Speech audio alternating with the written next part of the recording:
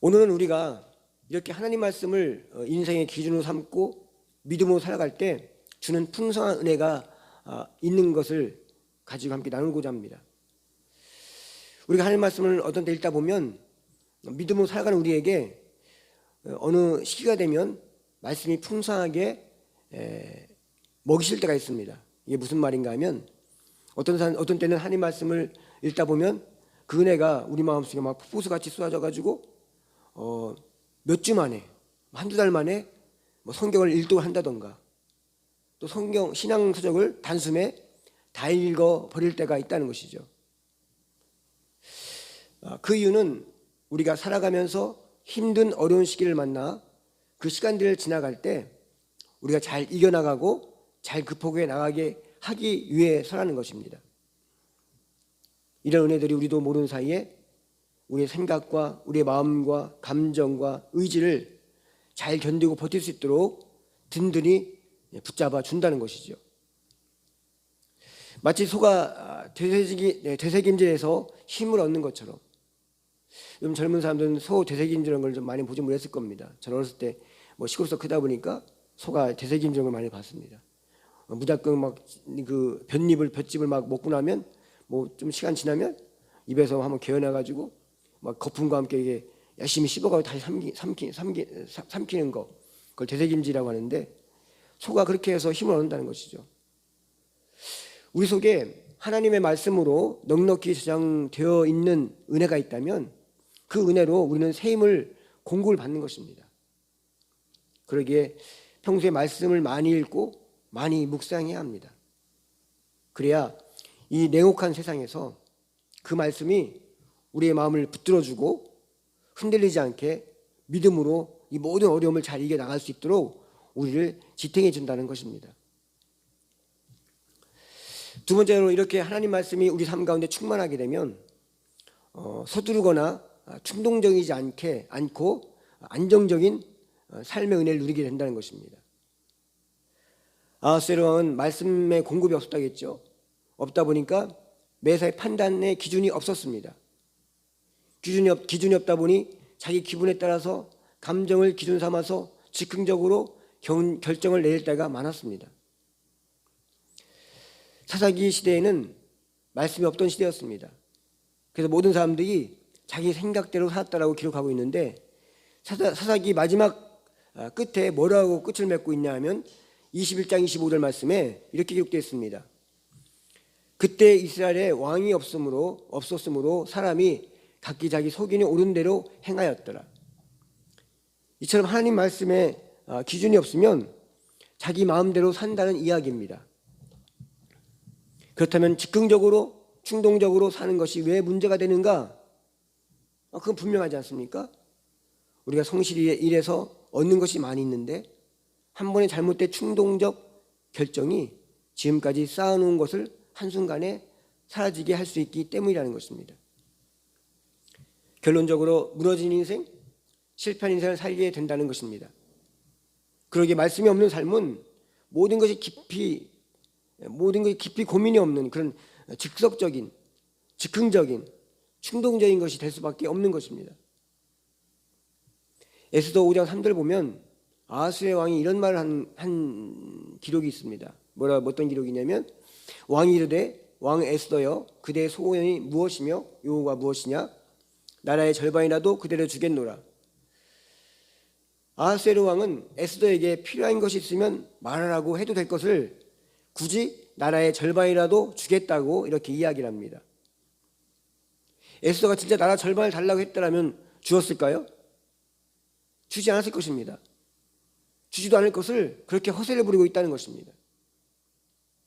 왜 이런 일이 벌어지는가? 그가 즉흥적으로 충동적이기 때문이라는 것입니다. 하만이 모르드게와 유대인들을 멸절시키려고 아하스웨로 왕에게 조서를 내려달라고 했을 때에도 아하스웨로 왕은 자신의 인장 반지를 빼어줍니다. 에스더 3장 10절 보면 그렇게 기록되어 있습니다. 왕이 반지를 손에서 빼어 유다인의 대적 곧 아각 사람 함부다다의 아들 하만에게 주며, 여기서 인장 반지는 오늘날의 옥새 같은 겁니다. 나라의 큰 도장, 국가의 결정을 내릴 때 쓰는 도장, 이 옥새 같은 그 인장 반지를 하만에게 쉽게 함부로 빼줬다는 것입니다. 그는 앞길을 생각하지 않고 모든 권리를 하만에게 다 위임합니다. 그랬던 그가 8장 2절 보면 또 이런 말도 합니다. 이젠 모르드게에게 이런 말합니다. 왕이 하만에게 거둔 반지를 빼어 모르드게에게 준지라. 에스더가 모르드게로 하만의 집을 관리하게 하니라. 이 무슨 말입니까? 이번에는 인장 반지를 빼가지고 누굴 줍니까? 모르드게에게 줍니다. 이리 줬다 또 저리 줬다. 왕이 이 귀한 이 자기 결정을 할 수 있는 이 인장 반지를 빼서 2, 3 줬다 3 줬다 쉽게 이렇게 한다는 것이죠. 이것이 이 아하스의 왕은 하나님 말씀이 없었기 때문에 그렇게 했을지 모르겠지만, 이처럼 하나님 말씀이 없는 사람은 이렇게 안타까운 삶의 판단들, 행동들을 한다는 것입니다. 열심히 안 사는 것이 아닌데 열심히 살면서 많은 것을 축적해 놓았는데 한 번의 충동으로 지금까지 쌓아놓은 것을 스스로 다 무너뜨린다는 것입니다. 그래서 말씀 없이 살아가는 사람은 아무리 성실하게 살아도 한순간에 그 삶이 날아갈 수 있는 것입니다. 유명 연예인이나 정치인들을 보면 한 번의 잘못된 결정으로 그간 쌓아올린 명예, 인기, 부 일순간에 무너지는 것을 우리가 너무나도 많이 봅니다. 이단에 빠지는 사람들도 보면 결과적으로 그들에겐 하나님의 진실한 말씀이 없었기 때문에 이단에 빠지는 것입니다. 신전지에 빠진 사람들 보십시오. 그 사람들이 악하거나 뭐가 잘못됐거나 그런 사람들이 아니에요. 하나같이 순수하고 순진한 사람들입니다. 그런 좋은 사람들이 하나님 말씀이 없으니까, 하나님 말씀에 하나님 말씀이 그 삶이 없으니까 그들이 대부분이 교회에서 시험 들어서 나온 분들이 많거든요. 근데 아무것도 아닌 것에 시험 듭니다.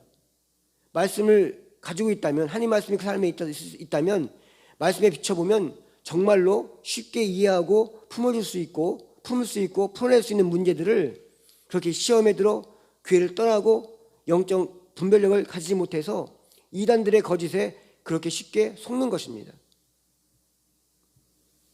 그러한 것들이 그들의 삶에 말씀이 없다는 증거입니다. 말씀이 없으면, 하나님 말씀 제대로 붙들지 못하면 서양 사람들이야 하나님 말씀이 없으니까 그렇다 치더라도 예수 믿는 사람들이 하나님 말씀이 없으면 이런 분별력이 잃는다는 것이죠. 똑같은 하나님 말씀을 가지고 가르치는데 이단에 빠진 이유가 뭔가? 거기에는 영적인 미혹들도 있고 말씀이 없는 자들에게 빼앗기는 어떤 현혹되는 것도 있다는 것입니다. 우리는 늘 하나님 말씀에 인도함을 받고 살아야 합니다. 그 이유는 그 자신의 기분은 항상 변하지만 하나님의 말씀은 요동함이 없기 때문에 그렇게 해야 된다는 것이죠. 그러게 우리가 말씀의 공급을 받는 것만이 진정한 진리 안에서 우리를 바르게 살 길인 것입니다. 그 말씀이 우리에게 유익을 주는 말씀이든 해를 준 것 같이 느껴지는 말씀이든 간에 우리에게 주시는 모든 하나님의 말씀은 모든 것이 우리를 살리기 위해서 주시는 생명의 말씀입니다. 다윗을 보면 그가 밧세바를 범하고 그 남편 우리아를 전쟁에 죽게 하고도 회개하지 않고 잘못된 길을 돌이키지 않을 때 비수같이 던져진 나단 선지의 한마디가 있었습니다. 그것은 당신은 그 사람이라. 이 말 한마디가 그 다윗이 정말 낭떠러지에 떨어지는 그 순간에, 죄의 구렁텅이에 떨어진 그 순간에 비춰진 불빛같이 되어 자신의 죄를 발견하게 되고 정신을 차리게 했다는 것입니다.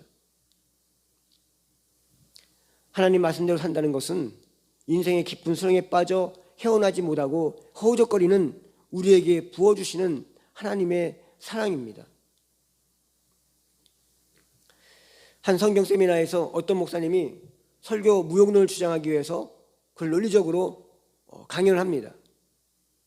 그러면서 그가 이렇게 말을 합니다. 제가 설교를 수십 년간 목회를 하면서 설교했는데 한 설교 수가 얼마나 많겠습니까? 몇천 번을 했을 것입니다. 그러면서 하는 말이, 근데 그 설교를 기억하는 이가 없고 그 말씀대로 사는 사람들이 별로 없었습니다. 여러분 지금 설교를 지난주에 설교를 기억하십니까? 이렇게 목사님이 한 주간 또 애써서 준비했던 설교가 무슨 의미가 있으며 우리 삶에 도대체 무슨 도움이 됩니까? 이렇게 열변을 토하면서 아무 소용없는 거라고 주장을 합니다. 그제 그 이야기를 듣고 있던 한 목사님이 그렇게 이야기합니다. 저는 결혼한 지가 30년이 넘었습니다. 제 아내에게 해준 밥만 해도 수천 끼가 될 것입니다. 그런데 저는 지금까지 아내가 내게 무슨 일을 해주었는지 제대로 기억이 나지 않습니다. 저는 10년 전, 아니 5년 전, 아니 몇 달 전에 무슨 음식을 먹었는지 기억이 나지 않습니다. 그러나 아내가 해준 음식을 먹고 이제까지 건강하게 목회를 잘해 올 수 있었습니다. 라고 하면서 이야기를 했습니다. 우리는 한 교회에서 한 목사님의 설교를 들으며 믿음 생활합니다. 목사님의 설교를 잘하든 못하든 어떻든 간에 우리가 이제까지 살아온 것은 들어온 말씀이 다 기억나지 않지만 그래도 이 정도 믿음을 지키고 살아온 것은 우리는 우리 삶의 결정적인 순간에만 하나님의 말씀이 필요하다고 생각할 때가 있습니다. 그러나 그렇지 않습니다. 우리가 몇 년 전에 들은 그 말씀이 있었기 때문에 10년 전에 들었던 말씀이 있었기 때문에 어디서부터 들었던 말씀이 있었기 때문에 그 말씀 때문에 오늘의 삶이 있는 것이고 우리가 얼마 전에 기억도 하지 않은 때 들었던 그 하나님 말씀이 있었기 때문에 오늘을 은혜롭게 살고 있는 것입니다. 우리가 잘못된 길로 가지 않고 충동 없이 축복의 열매를 거두기 위해서 매일 하나님 말씀을 읽고 듣고 묵상하고 그리고 믿음을 가지고 순종하기를 애쓰고 힘써야 합니다. 그렇게 하는 이유가 예레미야 17장 9절 말씀에 이런 말씀합니다. 만물보다 거짓되고 힘이 부패한 것은 마음이라. 하나님의 말씀이 없는 마음의 상태는 이렇듯 더럽다 못해서 부패해 있다는 것입니다. 우리가 일주일에 한 번 듣는 설교로는 부족합니다.